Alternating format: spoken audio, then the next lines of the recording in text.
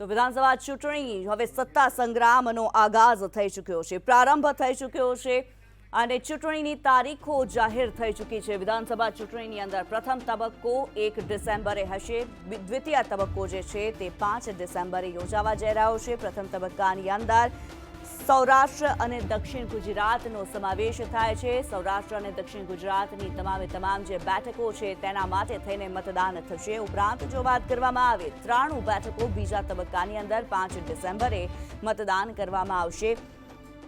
8 ડિસેમ્બરે તમામ જે બેઠકો છે તેના પરિણામો જાહેર કરવામાં આવશે। હિમાચલ પ્રદેશના જે પરિણામો આવશે તેની સાથે જ 8 ડિસેમ્બરે ગુજરાતના પણ પરિણામો સામે આવશે। મતગણતરી કરવામાં આવશે। પ્રથમ તબક્કાનું 1 ડિસેમ્બરે મતદાન, 5 ડિસેમ્બરે દ્વિતીય તબક્કાનું મતદાન। જે પ્રમાણે જન સુધી પહોંચવાની રાજકીય પાર્ટીઓ દ્વારા કોશિશ કરવામાં આવી રહી છે, સતત ને સતત મતદારોને રીઝવવાની કોશિશ કરવામાં આવી રહી છે। આ કોશિશ હવે ખૂબ જ ગતિ પકડશે, કારણ કે આ કોશિશ હવે તેજ બનશે અને કારણ કે અત્યારે તારીખો જાહેર થઈ ચૂકી છે। ગુજરાત વિધાનસભા ચૂંટણી મતદાનની તારીખો જાહેર થઈ ચૂકી છે, 1 ડિસેમ્બર અને 5 ડિસેમ્બર આ 2 દિવસના મતદાનની તારીખો જાહેર કરવામાં આવી છે। 2 તબક્કાની અંદર મતદાન થશે। વિધાનસભા ચૂંટણીને લઈને ઘણા સમયથી અટકળો ચાલી રહી હતી, જે સંભાવનાઓ જોવામાં આવી રહી હતી।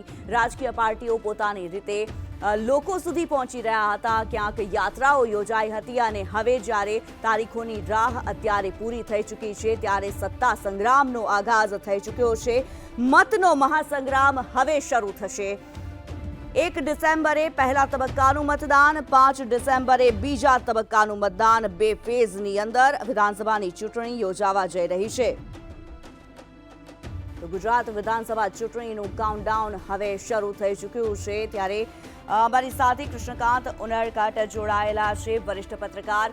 કૃષ્ણકાંતજી, જે પ્રમાણે અત્યારે તારીખો જાહેર થઈ ચૂકી છે, ઘણા સમયથી રાહ જોવાતી હતી અને હવે આ રાહ પૂરી થઈ ચૂકી છે, ત્યારે સમગ્ર ગુજરાતનું જે ચૂંટણી ચિત્ર છે તેના વિશે શું કહેવું છે? બિલકુલ, તારીખ 1 અને તારીખ 5 ડિસેમ્બરની તારીખ આજે જાહેર થઈ છે। આપણે જોઈએ કે ભાઈ આમ તો તારીખ જ જાહેર થવાની બાકી હતી, બાકી આપણા ગુજરાત રાજ્યમાં ચૂંટણીનો માહોલ તો બહુ લાંબા સમયથી આપણે જોઈ રહ્યા છીએ। રાજકીય નેતાઓની, રાજકીય પક્ષોના નેતાઓની અવરજવર છે એ ઘણા સમયથી અહીંયા છે। ભારતીય જનતા પક્ષની વાત કરીએ તો નરેન્દ્ર મોદી, અમિત શાહ, જેપી નડ્ડા અને લોકલ જે સ્થાનિક લેવલના નેતાઓ છે એની પણ આપણે જોઈએ। સૌથી મહત્ત્વની વસ્તુ એ છે કે આ વખતની ચૂંટણી સેના ઉપર લડાશે। જે મુદ્દાઓ છે તો અલ્ટિમેટલી ભારતીય જનતા પક્ષ, આપણે એક છે ને મુદ્દાઓ 2 રીતના હોય છે, એક તો જે તમારી સામે રાખવામાં આવે છે અને બીજા પાછળ બી હોય છે। એટલે વસ્તુ એ છે કે ભારતીય જનતા પક્ષ પહેલેથી વિકાસની વાતો કરતો આવ્યો છે, એટલે આ વખતે પણ એ જે વાત કરશે એ મોટા ભાગે વિકાસની હશે કે ગુજરાતમાં વિકાસ છે। અને બીજી વસ્તુ એક સમજવા જેવી છે કે ગુજરાત મોડલ છે એ ભારતીય જનતા પક્ષ માટે બહુ જ ઇમ્પોર્ટન્ટ મોડલ છે અને આખા દેશના તમામ રાજ્યોની નજર ગુજરાતના રાજકારણ ઉપર, ગુજરાતની ચૂંટણી ઉપર રહેવાની છે। એટલે અલ્ટિમેટલી ફરીને વાત વિકાસ ઉપર જ આવવાની છે। બિલકુલ, વિકાસ ઉપર વાત આવવાની છે। ભાજપના નેતા જુગલજી ઠાકોર પણ અત્યારે અમારી સાથે છે અને કોંગ્રેસ નેતા ગીતાબેન પણ અત્યારે અમારી સાથે જોડાયેલા છે। જુગલજી, આપની પાસે આવવા માંગે, ચૂંટણીની તારીખો જાહેર થઈ ચૂકી છે, ત્યારે ભાજપ હવે કઈ રીતે સજ્જ બન્યું છે? અમે લોકો સજ્જ એટલે પહેલેથી જ અમે નક્કી કરેલું હોય છે કે અમારે દરેક દિવસ જે હોય છે અમારો ભારતીય જનતા પાર્ટીનો કાર્યકર ઘરે સુધી પહોંચતો હોય છે, તો એ જ પ્રમુખ સુધીથી બૂથ સુધી અમારો પહોંચેલો હોય છે। એટલે અમારી જે તૈયારીઓ જે છે એ આમ જનતા સાથે જોડાયેલી જ હોય છે। કોઈ પણ અમારો કોઈ મંત્રી હોય કે કોઈ વડાપ્રધાનથી માંડી અને બૂથનો કાર્યકર જે છે એ જનતા સાથે સંકળાયેલો હોય છે। એટલે અમારે કોઈ ચિંતા કરવાની કે કોઈ વ્યવસ્થાઓ કરવાની જરૂર નથી। અમારે તો એવું છે કે જનતા સાથે અમે સતત જોડાયેલા રહીએ। કોઈ પણ પ્રસંગની અંદર તમે જોયું હશે, સારા માઠા પ્રસંગની અંદર પણ અમે જનતા સાથે જોડાયેલા હોઈએ છીએ। બિલકુલ ગીતાબેન, જુગલજી તો એવું કહી રહ્યા છે કે તે સતત ને સતત જનતાની સાથે જોડાયેલા હોય છે, કોંગ્રેસ શું કહે છે? જો આ રાજકીય પાર્ટીઓ તો ઇલેક્શન આવે એટલે તૈયારીઓમાં લાગતી હોય છે અને તૈયારીઓ કરતી હોય છે, પણ સાથે સાથે આ વખતે ગુજરાતની જનતા જેની આતુરતાથી રાહ જોતી હતી એની આજે તારીખો ડિક્લેર થઈ છે, જેની આંગળીઓ થનગનતી હતી। કારણ કે ગુજરાતની અંદર જ્યારે વિકાસની વાતો થતી હોય, ગૌરવ યાત્રાની વાતો થતી હોય, ત્યારે આ વખતે ગુજરાતની જનતાની આંગળીઓ એટલે થનગને છે કે માત્ર ને માત્ર વાયદા કરતી સરકાર ગુજરાતના રોડ રસ્તા, ગુજરાત ખાડામાં છે કે ખાડામાં રોડ છે, કંઈ સમજાયું નહીં આ વખતે, ગમે ત્યારે બ્રિજો પડી જાય છે, આવી બધી ઘટનાઓ એટલી બધી છે. જ્યારે મોંઘવારીએ માજા મૂકી છે ત્યારે હું એવું માનું છું કે રાજકીય પક્ષો તો સ્વાભાવિક છે, ઇલેક્શન આવે એટલે એની તૈયારીઓમાં લાગતા હોય છે, એના નેતાઓની અવરજવરો શરૂ થઈ છે. પણ આ વખતે ગુજરાતની જનતાએ નક્કી કર્યું છે કે આ વખતે જલ્દી તારીખ આવે ને જલ્દી આ લોકોને ઘર ભેગા કરીએ. એવું મને પોતાને એવું લાગે છે કે એમની આંગળીઓ આ વખતે થનગને છે કે જલ્દીથી જલ્દી મતદાન થાય ને જલ્દીથી જલ્દી પરિણામ આવે ને આ લોકોને ઘર ભેગા કરે. બિલકુલ, જનતાના કોર્ટની અંદર અત્યારે બોલ ગીતાબેને નાખી દીધો છે. જુગલજી, જો એમને શેખ ચલ્લી હોય એને એના પોતાના સપનો જોવાની ને એમને આદિ પહેલેથી જ એમને તમે જોયું હશે કે અમે 27 વર્ષથી ભારતીય જનતા પાર્ટી ગુજરાતની અંદર સમન્વય રાજ કરી રહી છે. આજે પણ લોકોની અંદર તમે જોશો તો કદાચ કોંગ્રેસના ઉમેદવારો પણ નથી મળતા. આજે એવી પરિસ્થિતિ છે કે ઘણી જગ્યાએ કોંગ્રેસના ઉમેદવારો મૂકવા એમને એવો ડર છે કે કદાચ જાહેર કરીશું તો બીજા ઉમેદવારો સામે આવી જશે, કાં તો કેટલા એમના રાજીનામા પડી જશે. એટલે ઠીક છે કે દીવાના સપના જોવાનો સૌને અધિકાર છે અને એ જોઈ શકે છે. બિલકુલ, અત્યારે રાજકીય વિશ્લેષક જયેશ ઠકરાર પણ અમારી સાથે જોડાયેલા છે. જયેશભાઈ, ચૂંટણીની તારીખો જાહેર થઈ ચૂકી છે, શું કહેવું છે? પહેલા તબક્કામાં જે બેઠકોને રાખવામાં આવી છે એમાં સૌરાષ્ટ્ર કચ્છ અને દક્ષિણ ગુજરાત મને લાગે છે સૌથી મોટી અગ્નિ પરીક્ષા ત્રણેય પક્ષોની ત્યાં જ થવાની છે. અને ભાજપે તો સૌરાષ્ટ્રમાં અને કચ્છમાં સૌથી વધુ શક્તિ પ્રદર્શન ચૂંટણીની તારીખો જાહેર થઈ પહેલા જ કરી દીધું છે. અને એક સૌથી મહત્વનો મુદ્દો એ છે કે 2017ની ચૂંટણીમાં આ બેઠકો એવી છે કે જ્યાં ભાજપને સૌથી વધુ નુકસાન થયું હતું અને એટલા જ માટે નરેન્દ્ર મોદી, અમિત શાહ, જેપી નડ્ડા અને મુખ્યમંત્રી અને પાટીલ આ તમામ નેતાઓએ સૌથી વધારે પ્રચાર ચૂંટણી જાહેર થયા પહેલા આ જ વિસ્તારોમાં કર્યો છે.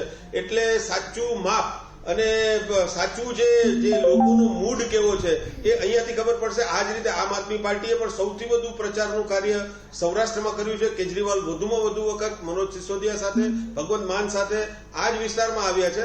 અને કોંગ્રેસ માટે લિટમસ ટેસ્ટ એ રીતે છે કે સૌરાષ્ટ્રનો જે રૂરલ બેલ્ટ છે એ કોંગ્રેસના કમિટેડ વોટર્સનો છે. પરંતુ હવે એમના મહત્વના નેતાઓ જ્યારે પક્ષને છોડીને જતા રહ્યા છે ત્યારે મતદારો એ નેતાઓના મૂડ તરફ જશે કે એ કોંગ્રેસની તરફ જશે, આ મુદ્દો સૌથી મહત્વનો બની રહેશે. એટલે મને એવું લાગે છે કે 1 ડિસેમ્બરે જે પહેલા તબક્કામાં કચ્છ, મોરબી, સુરેન્દ્રનગર, રાજકોટ, જામનગર આ તમામ વિસ્તારોમાં જે મતદાન થવાનું છે એનું પ્રતિબિંબ બીજા તબક્કામાં જોવા મળશે. એટલે એક રીતે જોવા જઈએ તો આ ખૂબ જ રસાકસી ભર્યો મુકાબલો રહેવાનો છે. અને પ્રથમ વખત ગુજરાતના ઇતિહાસમાં જેને કહી શકાય ને એક નક્કર પ્રકારનો ત્રિકોણીય મુકાબલો થશે. અગાઉ ત્રીજો પક્ષ લડ્યો જરૂરથી છે, પરંતુ આ વખતની વાત કંઈક અલગ જ છે. ભાજપ પોતાનું 27 વર્ષનું શાસન જાળવી શકશે અથવા તો જાળવી શકશે તો એનો જે 150+ નો ટાર્ગેટ છે એમાં કેટલી વધઘટ થશે. ગયા વખતે એમને 99 બેઠકો મળેલી અને પછીથી ચૂંટણી પછી એમણે વધુ 12 બેઠકોનો ઉમેરો કરેલો હતો. તો ભાજપ ગયા વખત કરતા વધુ સારું પ્રદર્શન કરશે એવું એમના ઉપર દબાણ છે. બીજી તરફ કોંગ્રેસ માટે આ વખતે અસ્તિત્વની લડાઈ છે, કારણ કે આમ આદમી પાર્ટી મેદાનમાં છે, કોંગ્રેસના મત કાપે એવી સંભાવના છે. બીજી તરફ ભાજપ એ વિચારે છે કે અર્બન વોટર્સ કે જેમના શહેરી મધ્યમ વર્ગીય મતો છે એમના ઉપર આમ આદમી પાર્ટી કેટલો પ્રભાવ પાથરી શકશે. તો એક રીતે જોવા જઈએ તો આ એક આખો મહિનો છે એ હવે વચનોના વરસાદનો છે. નેતાઓ એક એક મત માટે ગામડા ખૂંદશે અને આ એક મહિનો મતદાર જાણે રાજા છે એવો એમને અહેસાસ કરાવશે. બિલકુલ, મતદાર જાણે રાજા છે એવો અહેસાસ હવે મતદારોને થવાનો છે.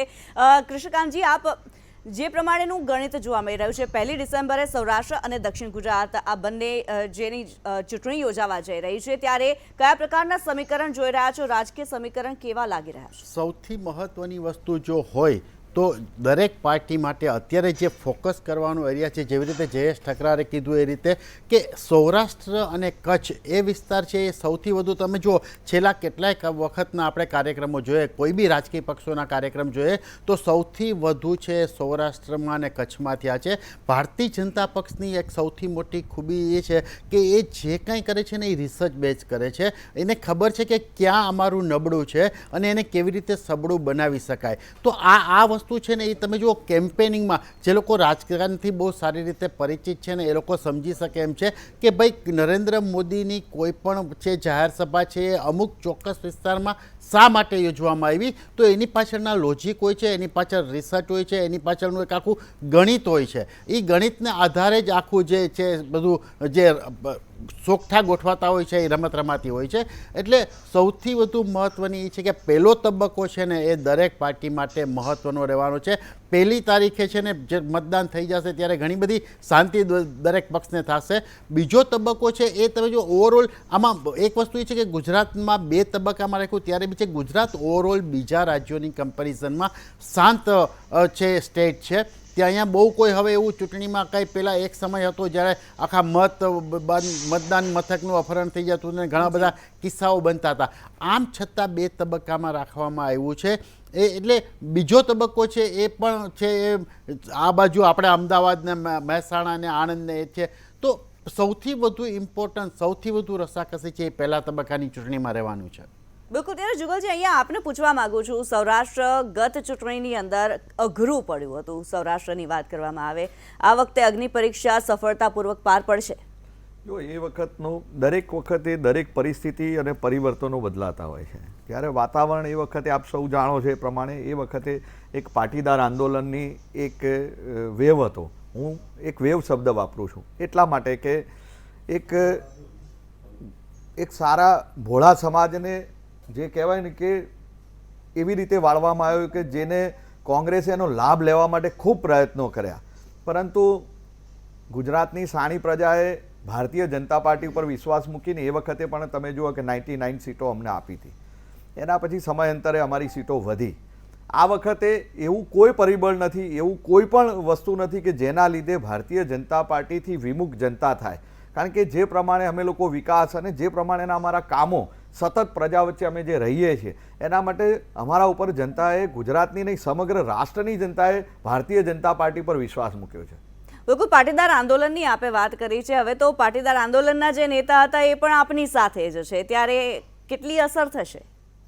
જો આમાં એકચ્યુઅલી એ સમય એવો હતો કે એની અંદર એમને મિસગાઈડ કરવામાં આવ્યા અને એક આંદોલન તરીકે એમના માટે ઊભું કરવામાં આવ્યું અને ઘણા બધા મિત્રો વડીલો અમારી સાથે આજે જોડાઈ ગયા છે. એમને પણ ખ્યાલ આવી ગયો છે કે જે લોકોએ એમને ગેરમાર્ગે દોર્યા હતા અને એ લોકો આજની તારીખની અંદર પણ જે મથી રહ્યા છે એ આવનારા સમયમાં પણ ફાવવાના નથી, કારણ કે એ લોકો જાણી ગયા છે.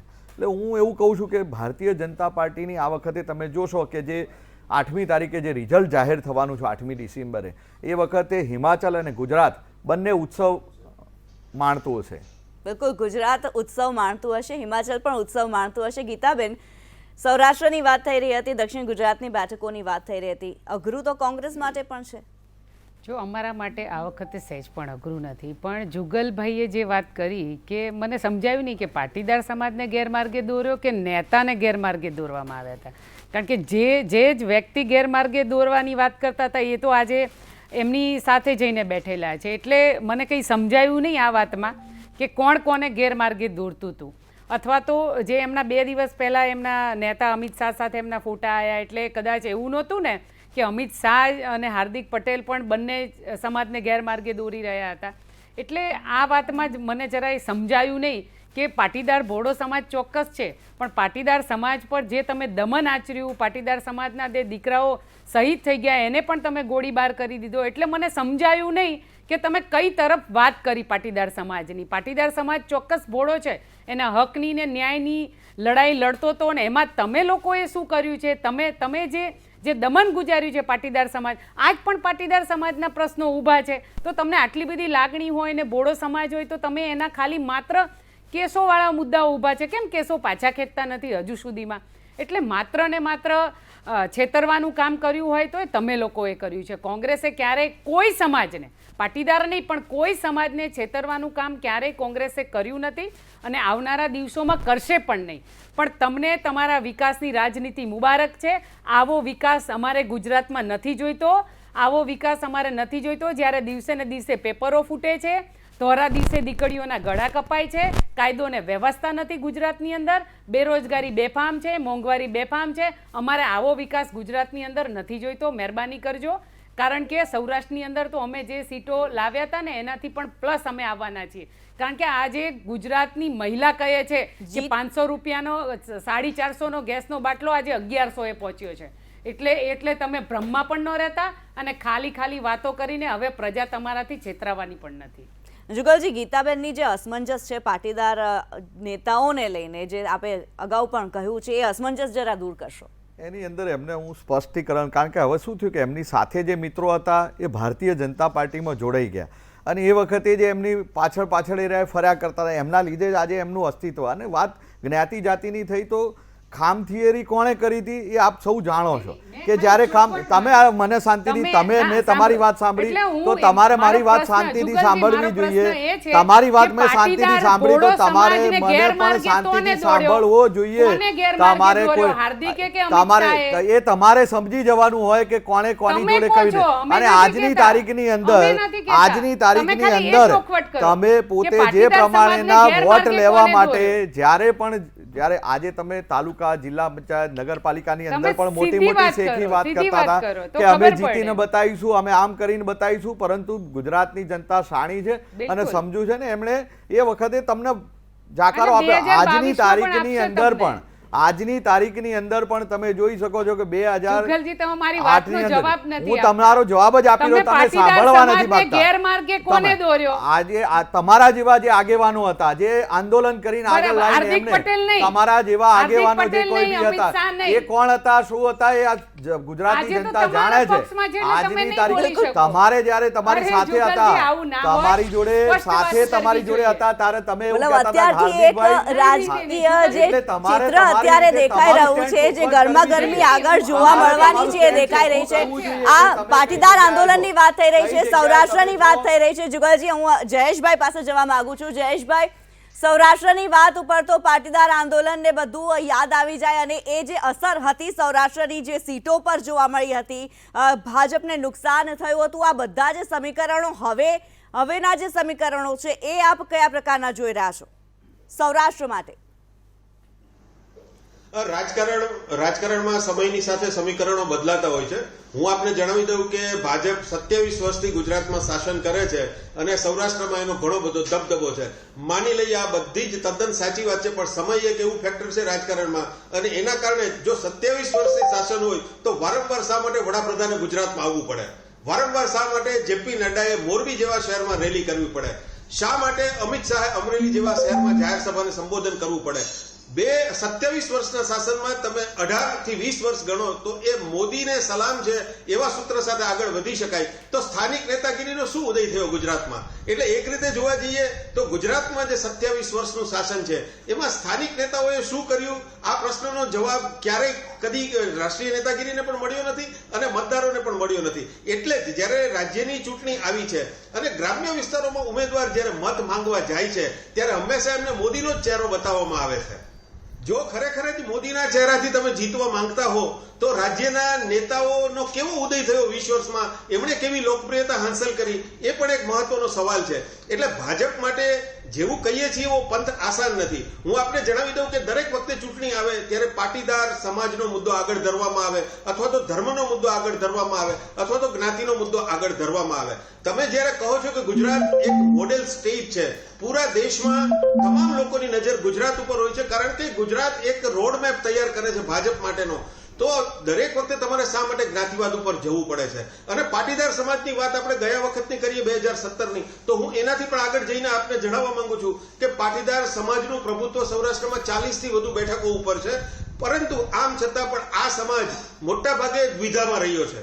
કેશુભાઈ પટેલને જ્યારે દૂર કરવામાં આવ્યા ત્યારે એમણે પણ ઘણો બધો વિચાર કર્યો અને એટલું બધું મોડું કર્યું અને પછી પોતાનો નવો પક્ષ રચ્યો, એટલે એમને કોઈ પરિણામ મળ્યું નહીં. આ વખતે પણ તમે જુઓ, નરેશ પટેલે એવી જાહેરાત કરી કે ગુજરાતની ગાદી ઉપર તો પાટીદાર મુખ્યમંત્રી હોવો જોઈએ અને આખી સરકાર બદલાઈ ગઈ. હવે નરેશ પટેલ પોતે સક્રિય રાજકારણમાં આવવા માંગુ છું, નથી આવવા માંગુ છું, આવી વાતો કરતા કરતા અંતે ફસકી ગયા. તો એક આખા સમાજની એક ઇમેજ હોય છે, એક શક્તિશાળી સમાજ છે, એક ખમીરવંતો સમાજ છે, પણ રાજકીય રીતે એ શું માને છે એનો જવાબ હંમેશા ચૂંટણી આવે ત્યાં સુધી ક્યારેય સ્પષ્ટપણે મળતો નથી અને એટલે જ કોંગ્રેસ ક્યારેક એમ કહે છે કે આ સમાજ છે એ હવે અમારી તરફ છે, જ્યારે ભાજપ એમ કહે છે કે આ અમારા કમિટેડ વોટર છે. હું માનું છું કે આ વખતની ચૂંટણી કમસે કમ જે રીતે ચૂંટણી કમિશનરે કહ્યું કે ફ્રી એન્ડ ફેર ઇલેક્શન છે, તો એ સાબિત કરવું જોઈએ કે આ ગુજરાતમાં આ વખતે મુક્ત અને ન્યાયી ચૂંટણી થશે.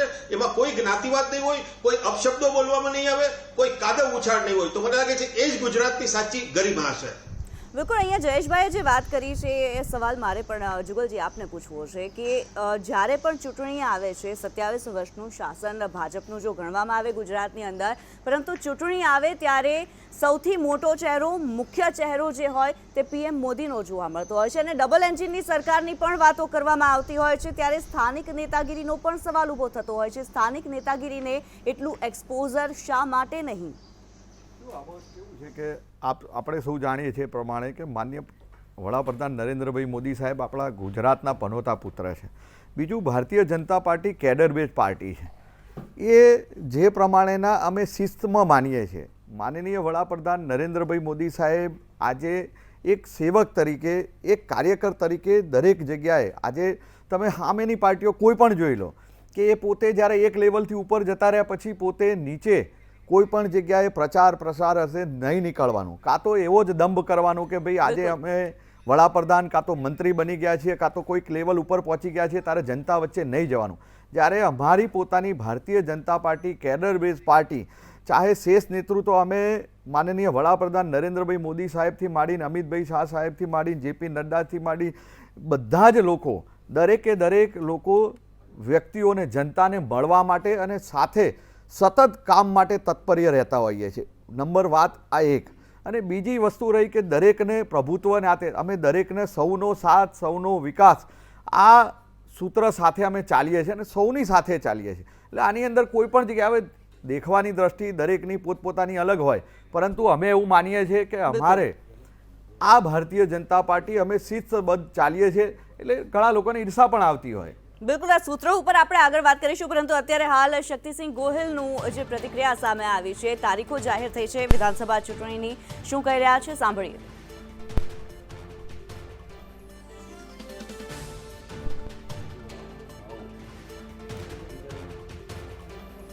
શક્તિસિંહે જે પ્રમાણે કહ્યું છે, આંકલન કે તમારો સવાલ નક્કી કરશે કોણ? બેમાંથી કોઈ નહીં કરી શકે, જનતા નક્કી કરશે અને જનતાના આશીર્વાદ બધી જ સીટો પર અમને મળે એવી અમારી પ્રાર્થના છે. પરિણામ લોકોના હાથમાં આવે છે. મારું આંકલન કે તમારો સવાલ નક્કી કરશે કોણ? બેમાંથી કોઈ નહીં કરી શકે, જનતા નક્કી કરશે અને જનતાના આશીર્વાદ બધી જ સીટો પર અમને મળે એવી અમારી પ્રાર્થના છે. परिणाम लोगों ना हाथ में आवे कि कांग्रेस पार्टी पूरी तरह से जब भी चुनाव हो गुजरात में उसके लिए पूरी तरह से तैयार है. हमारे कार्यकर्ता, हमारे नेता, उन्होंने अपना नियोजन हर स्तर पर कर रखा है और हमें भरोसा है कि जब यहाँ पर वोट पड़ेंगे तो गुजरात में परिवर्तन होगा और यहाँ कांग्रेस की सरकार बनेगी. જે પ્રમાણે શક્તિસિંહ ગોહિલની પ્રતિક્રિયા સામે આવી રહી છે. ગુજરાતમાં પરિવર્તન થશે તેવું શક્તિસિંહ દ્વારા કહેવામાં આવ્યું છે. મુકુલ વાસનિકનું પણ ચૂંટણીને લઈને નિવેદન સામે આવી રહ્યું છે. કોંગ્રેસ પાર્ટી ચૂંટણી માટે તૈયાર હોવાનું મુકુલ વાસનિક દ્વારા કહેવામાં આવ્યું છે. જે પ્રમાણે ચૂંટણીની તારીખો હવે જાહેર થઈ ચૂકી છે. 1 ડિસેમ્બર અને 5 ડિસેમ્બર મતદાનની તારીખો, બે અલગ અલગ તબક્કાની અંદર મતદાન. ત્યારે આચાર સંહિતા હવે લાગુ થઈ ચૂકી છે. આચાર સંહિતાની અંદર કયા કયા કામ ન થઈ શકે તેની જો વાત કરવામાં આવે તો અખબારો, ઇલેક્ટ્રોનિક મીડિયામાં સરકારી ખર્ચે હવે જાહેરાત નહીં આપી શકાય. આચાર સંહિતા લાગુ થઈ ચૂકી છે એટલે જનપ્રતિનિધિ ગ્રાન્ટ કે ચૂકવણી નહીં કરી શકે. જે કાર્યો શરૂ નથી થયા તે ચૂંટણી બાદ જ શરૂ કરી શકાશે. MP, MLA, MLC સ્થાનિક ક્ષેત્રના વિકાસ માટે કોઈ પણ પ્રકારનું ફંડ જાહેર નહીં કરી શકાય. કોઈ પણ યોજના અંતર્ગત રકમ પણ જાહેર નહીં કરી શકાય. આચાર સંહિતા હેઠળ નાણાકીય જાહેરાત કે સંબંધિત કોઈ પણ પ્રકારની જાહેરાત નહીં કરી શકાય. કોઈ પ્રોજેક્ટ અથવા તો યોજનાની આધારશિલા પણ નહીં રાખી શકાય. રસ્તા બનાવવા, પીવાના પાણીની સુવિધા, આ પ્રકારના કોઈ પણ પ્રકારના વાયદા રાજકીય પાર્ટીઓ દ્વારા નહીં કરી શકાય. સરકારી ક્ષેત્રમાં કોઈ નિમણૂક પણ નહીં કરી શકાય. મંત્રી પોતાની સત્તાવાર યાત્રાને ચૂંટણી સંબંધી કાર્યો સાથે હવે નહીં જોડી શકે. આચારસંહિતા હવે વિધાનસભાની ચૂંટણીની તારીખો જાહેર થઈ ચૂકી છે. એ સાથે જ આચારસંહિતા લાગુ થઈ ચૂકી છે. અલગ અલગ જે ચૂંટણી પ્રચાર સંબંધી કાર્યોની અંદર હવે સરકારી તંત્રનો ઉપયોગ નહીં થઈ શકે. કયા કયા કાર્યો નહીં થઈ શકે આચારસંહિતા અંતર્ગત તેની વાત કરવામાં આવે. સરકારી વાહનનો કોઈ પણ પાર્ટી કે ઉમેદવાર ઉપયોગ નહીં કરી શકે.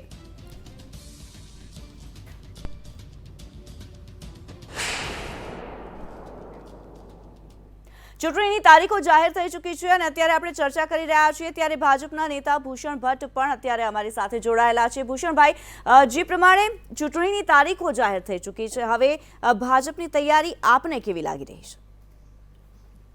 લોકશાહીનું પર્વ અને આંગણે અવસર આવીને ઊભો છે ત્યારે જે દિવસની લોકો રાહ જોતા હતા, જે સમયની રાહ જોતા હતા, એ સમય જાહેર થઈ ગયો.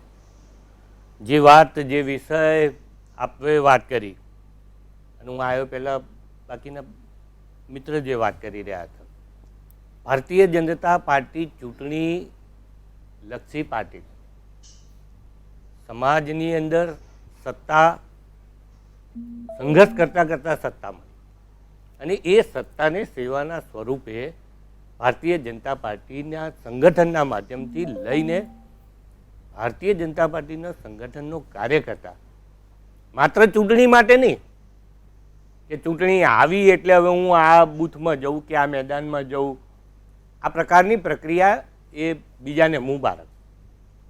ભારતીય જનતા પાર્ટીના કાર્યકર્તાએ સતત ચૂંટણી હોય કે ના હોય, જનતાના દુઃખે દુઃખી ને જનતાના સુખે સુખી સરકારે જે નિર્દેશો, જે નીતિઓ બનાવી એ સમાજના છેલ્લા ઘર સુધી પહોંચાડવાનું કામ એ કરી રહ્યા છે. માટે અમારે માટે ચૂંટણી, ભારતીય જનતા પાર્ટી માટે, કાર્યકર્તા માટે ચૂંટણી અવસર, અને એ અવસર 5 વર્ષ 365 દિવસ 24/7 ચોમાસાની જીવાત જેવું નહીં કે પેલા હેલિકોપ્ટરના જેવી જીવાત આવે એ માત્ર ચોમાસું આવે ત્યારે દેખાય એવું નહીં, પણ સતત નિરંતર. આજે પણ ભારતીય જનતા પાર્ટીના કાર્યકર્તાને 2024માં આવનારી લોકસભાની ચૂંટણી હોય તો એ આજથી જે સરકારની કામગીરી હોય સમાજના છેલ્લા ઘર સુધી લઈ જવાનું કામ આજે આ ચૂંટણી આવી છે. લોકશાહીનું પર્વ છે ને આપણા બંધારણ પ્રમાણે આ લોકશાહીની લોકો વડે, લોકો માટે, લોકોની સરકાર રચાય. ફરી એક વખત જનતાના દરબારની અંદર, ભૂતકાળની અંદર તમે જોયું હતું કે જે બદલાવ આવ્યો છે કે ભૂતકાળની સરકારોએ, ભૂતકાળના લોકોએ જે વાતો કરી હોય, પોતે સત્તામાં હતા ત્યારે દમનની રાજનીતિ કરી હોય, આજે સત્તા નથી ત્યારે સત્તા વિહોણા લોકોએ દબાણની રાજનીતિ કરી હોય, જ્યારે સત્તામાં નથી ત્યારે બદલાની રાજનીતિ કરી હોય. પણ ભારતીય જનતા પાર્ટીએ જનહિતની અંદર બદલાવની રાજનીતિ કરીને પરફોર્મન્સ ઓફ પોલિટિક્સ દેશની અંદર, રાજ્યની અંદર આના આધારે મત માંગવાની શરૂઆત કરી છે. અને એ લોકોની વચ્ચે લોકોને ખબર પડે. હવે આજે બધી જ પાર્ટીઓ કહેતી થઈ છે કે અમે આ કર્યું, અમે આ કર્યું, કે અમે આ કામ કર્યું, આવું.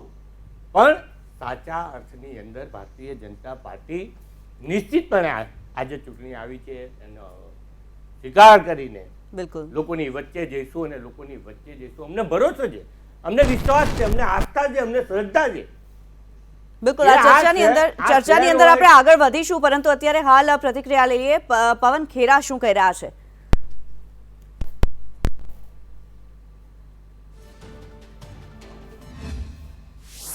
इस वक्त हमारे साथ बातचीत करने के लिए पवन खेड़ा हैं, कांग्रेस स्पोक्स पर्सन।